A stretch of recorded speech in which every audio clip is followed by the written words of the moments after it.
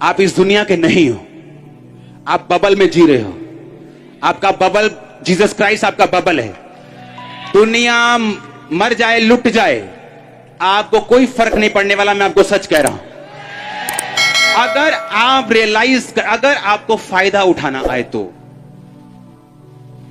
सरकार बहुत सी कई बार स्कीमें निकालती है, लोगों को पता ही नहीं होता। उसी तरह परमेश्वर ने बहुत सारे काम किए हैं बाइबल में, लेकिन पता ही नहीं करना क्या है। वो कहता तुम मृत्यु से पार होकर जीवन में, यानी अगर फाइनेंशियल मृत्यु हो चुकी थी और अब मैं जीसस क्राइस्ट में आया और अब मैं जीवन में प्रवेश कर चुका हूं, अब मैं क्या करूंगा? अब मैं टाइथ बोऊंगा, क्योंकि उसके बिना मेरी बरकत नहीं आएगी। मैं पवित्रताई में रहूंगा और मैं सुबह उठूंगा और बोलूंगा परमेश्वर मैं तेरा धन्यवाद करता हूं कि मैं जीवन में प्रवेश, और यही जीवन मेरे फाइनेंस में काम कर रहे हैं, यही जीवन मेरे पैसों में काम कर रहे हैं, क्योंकि मैं जीवन में प्रवेश कर चुका हूं, मृत्यु मुझे छोड़ के जा चुकी है। आप देखेंगे बरकत को, वो किस तरह से आपके घरों में आना शुरू होती, क्योंकि परमेश्वर कहता तेरे मुंह में मैंने क्या दिए? अधिकार दिए। आपको दुष्ट आत्माएं, आप मृत्यु में थे, जिस दिन आप प्रभु में आए आप जीवन में क्या कर चुके हैं? प्रवेश कर चुके हैं। लेकिन अभी भी आप इंतजार कर रहे हैं कि दुष्ट आत्मा से छुटकारा किस दिन मिलेगा।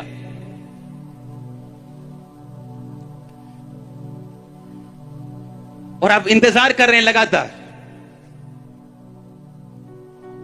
लेकिन जिस दिन हम रियलाइज करते हैं कि आपके मुंह में छुटकारा है, आप सुबह उठेंगे और बोलेंगे परमेश्वर मैं तेरा थैंक्स करती हूं कि मैं जीवन में प्रवेश कर चुकी हूं, और यही जीवन मेरी आत्मा में काम कर रहा है, और यही तेरा पवित्र आत्मा मुझ में काम कर रहा है, और मैं दुष्ट आत्माओं से आजाद होकर जीवन में प्रवेश कर चुकी है। दुष्ट आत्मा मुझे छोड़ के जा चुकी, तूने मुझे अधिकार दिया, अब मैं जीवन में हूं, मौत में नहीं। शैतान को उस दिन हार्ट अटैक आ जाएगा जिस दिन ऐसा बोलोगे। मैं आपको सच कह रहा हूं, आत्मिक चीजें दिखने में आपको नॉनसेंस लगेंगी कि मैं वो चीजें कैसे बोल दूं जो हुई नहीं, लेकिन परमेश्वर आपका कर्जदार नहीं है कि आपको कुछ देने के लिए वो अपने वचन को चेंज कर देगा। कहता उद्धार के लिए मुंह से क्या करना है? अंगीकार करना है। और उल्टा वचन क्या है इसका? कि अगर बीमारी चाहिए तो भी क्या करना है? अंगीकार। दुष्ट आत्मा चाहिए तो भी क्या करना है? अंगीकार। कि दुष्ट आत्मा जी मेरे 40 साल तो मेरे अंदर, ये मेरी बुआ ने भेजी सी। दुष्ट आत्मा कहता मैं छोड़ के जाऊंगा ही नहीं। ये खुद अंगीकार कर रहा है कि 40 साल के मैं इसके अंदर हूं, मैंने इसकी बुआ ने मुझे भेजा है, मैं कैसे चला जाऊं अगर इसके मुंह में, वो आपके मुंह की बातों को पकड़ता और आपके बीच में रहता। उसे वचन बताए, आपको नहीं मालूम। उसे मालूम है कि मुंह में उद्धार है, और उसे यह भी मालूम है कि मुंह में बीमारी भी है।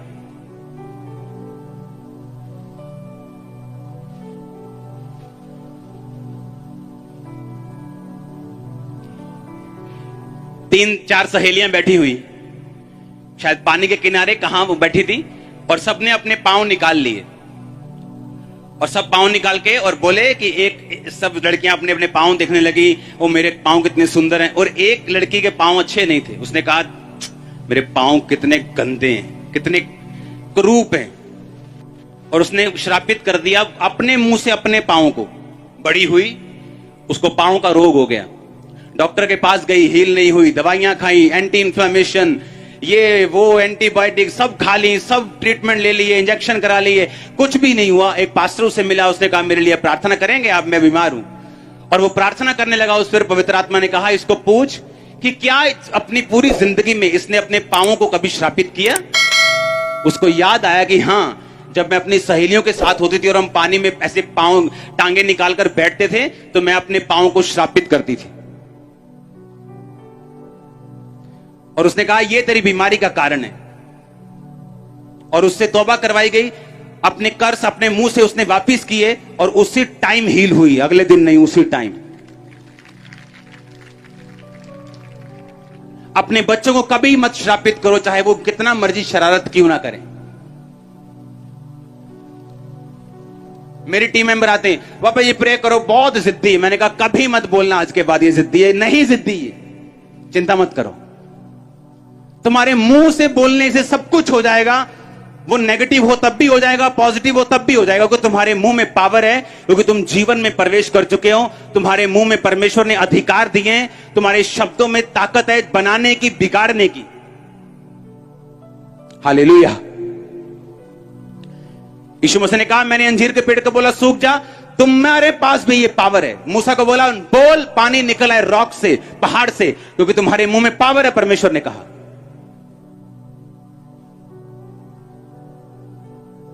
हालेलुया।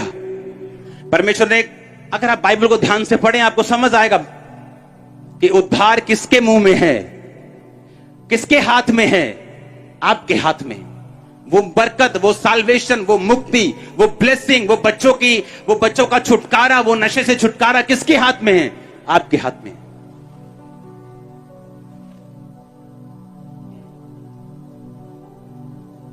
हालेलुया। लेकिन हम शुरू से ऐसी बातों को सुनने के आदी नहीं, क्योंकि हम अलग अलग जगहों से आए हैं जहां बस हाथ पड़ के नहीं कह दो, हे परमात्मा जो तेरी मर्जी भी। उसकी मर्जी तो वो बता चुका है, वो क्रूस पर मारा गया, गाड़ा गया, जी उठा। उसने तो कह दिया कि तुम्हारे मुंह में पावर है, यूज करनी है, करो, नहीं तो बैठे रहो।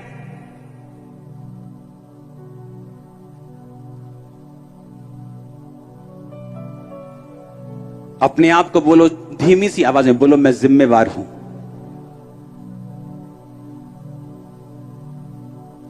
फिर से धीमी आवाज में बोलो, जहां मैं हूं मैं जिम्मेवार हूं, मैं जिम्मेवारी लेता हूं और ग्रेस मांगता हूं। आमीन। वो ग्रेस दे रहा है आपको आज, वो दे रहा है ग्रेस आपको, वो दे रहा है, मैंने कहा ग्रेस आपको।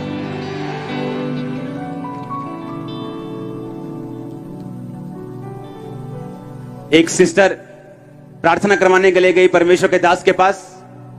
उसने कहा मेरी शादी नहीं होती, मैं क्या करूं? उसने कहा तुझे कैसा हस्बैंड चाहिए? कहती अच्छा चाहिए। कहते परमेश्वर को कैसे मालूम तुम्हारे लिए अच्छा क्या है? परमेश्वर के लिए सिंगर अच्छा हो सकता है, तुम्हें ना पसंद हो। उसने कहा अच्छा, परमेश्वर ऐसी प्रार्थना सुनता है, क्लियर क्लियर बोलूं? कहता हाँ क्लियर क्लियर बोल। कहती मैं क्लियर क्लियर लिखती हूं। उसने 10 पॉइंट लिखे, मेरा पति लंबा होना चाहिए, टीचर होना चाहिए, ये होना चाहिए। और रोज सुबह उठ के उस पर ले हैंड करके बोलती थी, परमेश्वर मैं तेरा धन्यवाद करती हूं, तूने मेरी प्रार्थना को सुन लिया और तू सेम ऐसा ही व्यक्ति मेरे जिंदगी में भेज रहा है। 6 महीने में शादी हो चुकी थी, सेम उसी व्यक्ति के साथ जो कागज पे लिखा था। और कितने सालों से इंतजार कर रही और परमेश्वर की ओर देख रही, और परमेश्वर तुम्हारी ओर देख रहे। अरे सोचो सोचो, बड़ा सोचो, तुम्हारा खुदा बहुत बड़ा है। हीरो के प्लेनेट बनाए हुए हैं उसने, वो इतना बड़ा है।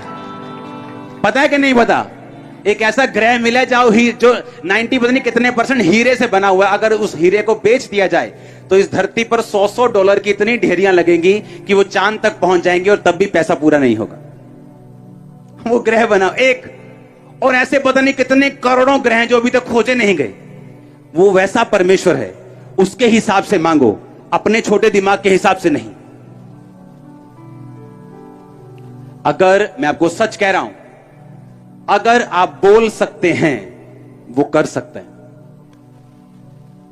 आप जानते हैं एक बात को, स्पिरिचुअल सेवकाई का एक रूल है जो मैं अपने सन्स एंड डॉटर्स को भी सिखाता हूं कि जिस किसी बीमारी के विषय में तुम घोषणा नहीं कर सकते दिलेरी के साथ, वो कभी नहीं जाएगी तुम्हारी कलीसिया से।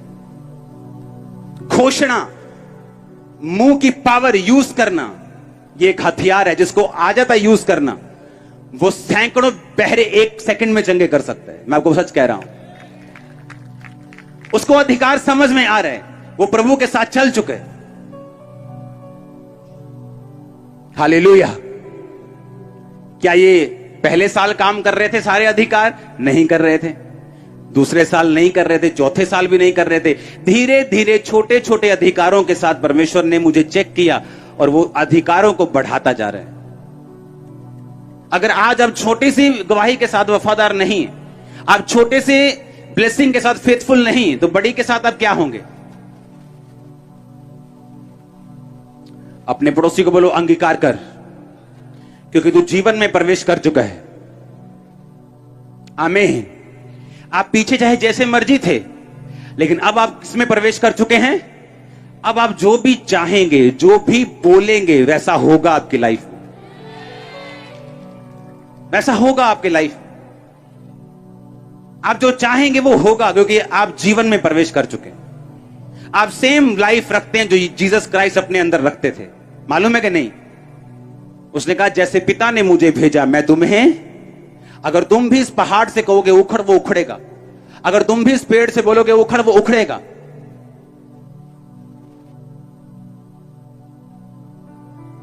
अपने हाथों को उठाओ, बोलो खुदावंद मैं जिम्मेवार हूं, और आज के बाद मैं शब्दों को बोलूंगा, अंगीकार को करूंगा, क्योंकि मैं जीवन में प्रवेश कर चुका हूं। मैं अब मौत में नहीं जी रहा हूं, मैं जीवन में प्रवेश कर चुका हूं। मांगो अपने हाथों को उठा के थैंक यू जीसस बोलते हुए।